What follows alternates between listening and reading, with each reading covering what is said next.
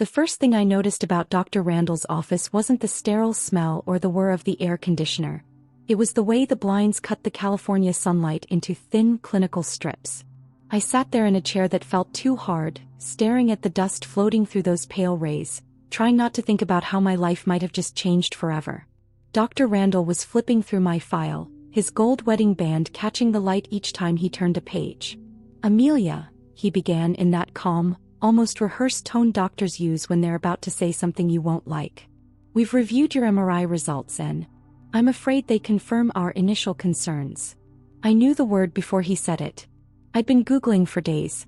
"Degenerative myopathy," he continued, watching my face for a reaction. "It's progressive.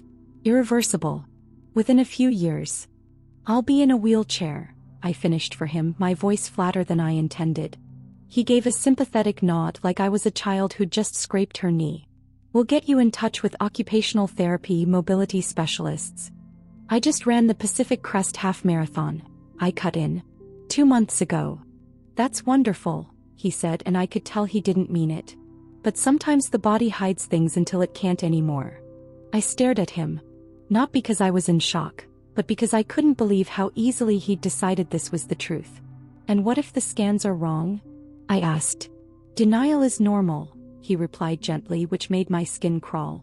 I stood up so abruptly that the legs of my chair scraped the tile.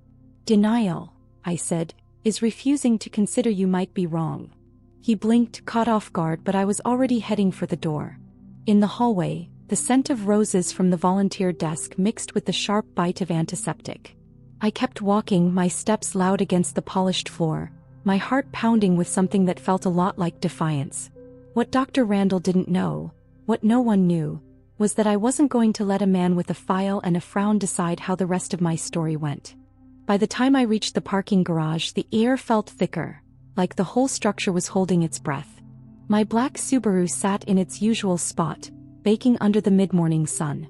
I climbed in, shut the door, and for the first time since walking out of Dr. Randall's office, I let myself breathe. Santa Rosa traffic was light, but my mind was a mess of jagged edges. Every word from that conversation replayed itself, each one sharper than the last. Progressive. Irreversible. Accept it. They weren't just medical terms, they were shackles. I drove past the cafe where my coworkers from Baxter & Cole liked to spend their lunch breaks, their laptops open as if working remotely meant sipping lavender lattes and debating fonts. I didn't stop. I couldn't. The last thing I needed was the hollow sympathy of colleagues who already thought my marathon training was a little obsessive for someone in finance. At home my phone buzzed. Julian, my older brother. I almost ignored it, but curiosity won. "Hey," I said, keeping my voice neutral. "You talked to Randall?" he asked, skipping any greeting. I did. A pause, then the sound of him exhaling slowly. "So, I guess we should start looking at accessible apartments sooner rather than later." "Mom's already." "Julian," I interrupted. "Stop." "What?" "I'm not planning my life around a maybe." "It's not a maybe. It's a diagnosis," he said, as if the words themselves carried divine authority. "Look, I know it's hard to hear, but pretending you're fine isn't going to change reality. Neither will surrendering to it before I have to." He didn't reply right away, and when he did, his tone was softer, almost patronizing. "I just don't want you to make it harder than it has to be." We said our goodbyes, but the conversation left a sour taste in my mouth. This was how it would go. Every friend, every family member, all of them building a padded room of concern for me to live in. But I had other plans. That afternoon, I pulled my old running shoes from the closet. Not the sleek carbon fiber pair I used for races, but the ones with miles of history embedded in their soles. I laced them up, feeling the familiar snugness around my feet, and stepped out into the cool edge of evening. I didn't run far, just down to the creek trail and back. My legs burned, my lungs protested, but every step was proof. My body was still mine. And I wasn't going to hand it over without a fight. The next morning, the office smelled like burnt coffee and stress. Baxter & Cole's open floor plan was supposed to encourage collaboration, but mostly it encouraged everyone to overhear conversations they had no business hearing. I slid into my cubicle hoping to avoid small talk, but Dana from HR had other plans. She leaned against the divider, her nails tapping the plastic edge in a steady, deliberate rhythm. I heard you had a doctor's appointment yesterday, she said casually, which was Dana speak for I've already heard the whole story and I'm here to confirm it. I kept my eyes on my laptop screen. Routine checkup. Her voice softened in that syrupy way people use when they think you're fragile. If you ever need to talk or, if work becomes too much, just say the word. We could adjust your schedule. I could almost hear the capital letters in adjust your schedule. In corporate language, it meant we've already decided you can't keep up. Thanks, but I'm fine, I said, my tone sharper than I intended. Her eyebrows lifted, but she didn't push. Hey, just know we're here for you. She walked away, already typing something into her phone. By lunchtime, 3 different people had stopped by my desk with the same hushed tone and concerned eyes. It was like the diagnosis had leaked into the air vents. I escaped to the stairwell, my go-to refuge when the open office got too loud. Sitting on the cool concrete steps, I pulled out my phone and opened a search tab, not for medical studies this time but for trail race registration forms. If the world was going to treat me like I was already broken, then I'd give them something they didn't see coming. A finish line photo. A medal. A date on the calendar that didn't say next appointment but next victory. That night I signed up for the Mount Tam 15K. 3 months away. A brutal course of steep climbs and rocky switchbacks. The kind of race that didn't just test your body, it tested your will.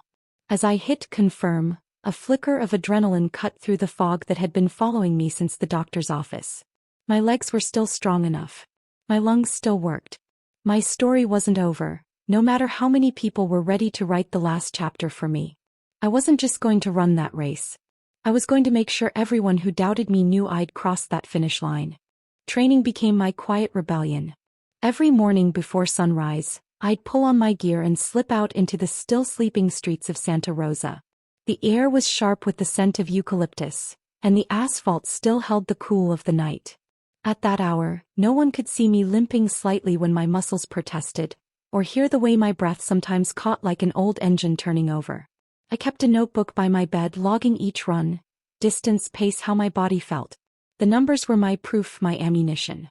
If anyone tried to tell me I was getting weaker, I'd have the data to throw back in their faces.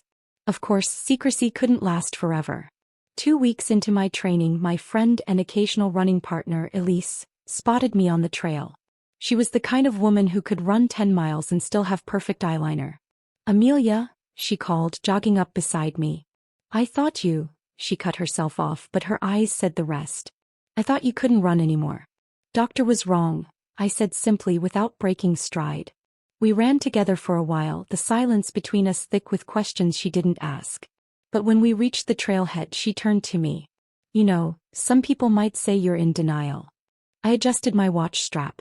And some people confuse determination with denial. I'm fine with that. The truth was, I needed this.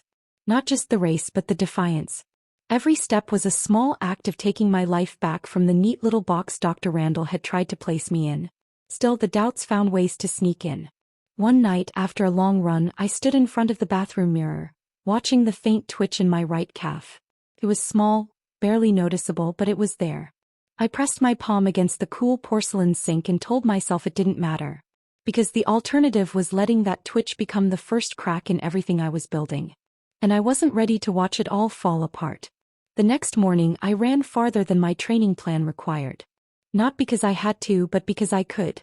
And until someone proved otherwise, could was all that mattered. The first real pushback didn't come from my doctor, my family, or even my coworkers. It came from my own boss. It was a Thursday afternoon, the kind where the office hums with that fake busyness people put on right before the weekend. I was reviewing quarterly projections when Martin, my department head, appeared in my doorway with his permanent half-smirk. "Got a minute?" he asked, already stepping inside. He closed the door, never a good sign, and leaned against the edge of my desk. "I've been hearing some things," he began, dragging out the words like he was setting up a bad punchline. I didn't look up from my spreadsheet. "Things. That you're going through some health issues." His voice dropped an octave like we were co-conspirators in something scandalous. "Look, Amelia, you're one of my best analysts, but if this is going to impact your performance..." "It's not," I said, sharper than I meant. His eyebrows climbed. "I'm just saying maybe we should start transitioning some of your accounts." "No," I finally met his gaze. "My accounts stay with me." He blinked as if I'd just refused a perfectly reasonable offer to save myself from drowning. We're just trying to look out for you. I don't need looking out for, I said, my voice steady. Martin held my stare for a beat before pushing off my desk. Your call. Just don't make me regret it. The moment he left, I minimized my spreadsheet and pulled up the Mount Tam race route on my phone. The map looked like a jagged heartbeat. Steep inclines, sudden drops, narrow switchbacks carved into the hillside. Exactly the kind of terrain that would send a clear message. I was still in control. That weekend I drove out to Marin to train on part of the course. The fog clung to the hills like it was trying to hold them down, and the trail was slick from last night's rain. My calves screamed on the climbs, my lungs burned on the descents, but every step felt like a rebuttal. Halfway through I passed two hikers resting on a boulder. One of them, a man in his 60s, called out, "You training for something?" "Yeah," I said, not slowing. "Why life?" He laughed, probably thinking I was joking. But I wasn't. Because this wasn't just about running anymore. This was about proving, to my doctor, my family, my boss, and maybe most of all to myself, that the story they'd all written for me wasn't the one I was going to live. 2 weeks before the race, Dr. Randall called. I almost didn't answer, but curiosity got the better of me. "Amelia," he began, "I've been reviewing your file and I'm concerned you haven't scheduled the follow-up tests we discussed." "I've been busy," I said. His pause was loaded. "Busy? Training?" I didn't bother asking how he knew. Small towns have big mouths, and Santa Rosa's running community was smaller than I liked to admit. "Amelia, pushing your body right now could accelerate the progression. You're taking a serious risk." "Or," I countered, "I'm doing the one thing keeping me sane." "That's not how this works," he said gently, as if he could soothe me into compliance. "You can't outrun a diagnosis." "Maybe not," I replied, "but I can sure as hell run before it catches me." We ended the call without resolution, his voice still clinging to that calm certainty I'd begun to resent more than the disease itself. That Saturday Julian showed up at my apartment. No warning, just a knock, then his 6-foot frame filling my doorway. "I'm worried about you," he said, stepping inside like he owned the place. "Mom's worried too. She's been Googling home accessibility renovations all week." I dropped my keys on the counter. "Tell her to Google finish line photos instead." "This isn't funny," Julian said. "You think you're proving something, but what happens if you collapse halfway up that mountain? What happens if—" "I finish," I interrupted. "That's what happens." He shook his head, frustration tightening his jaw. "You're gambling with your health." "No," I said, looking him dead in the eye. "I'm gambling with your expectations." He left not long after, muttering something about me being stubborn to the point of self-destruction. Maybe he was right. But stubbornness was the only reason I'd made it this far without sinking into the quicksand of everyone else's pity. The next morning I hit the trail at dawn.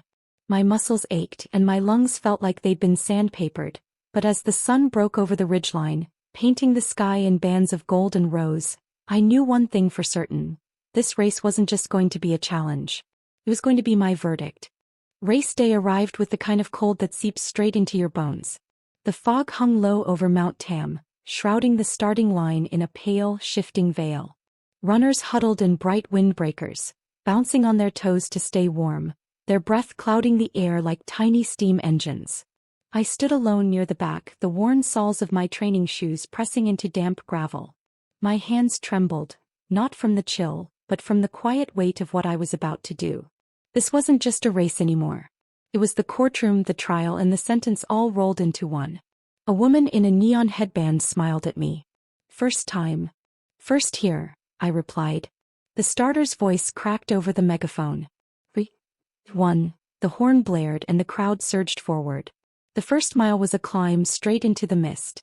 My legs screamed, but I'd trained for that. My mind was louder than the burn. Memories of Dr. Randall's calm voice, Julian's pity, Dana from HR's syrupy concern. They all blended into one steady push behind me. At mile 6, the trail narrowed, a ribbon of packed dirt with a drop-off to the left.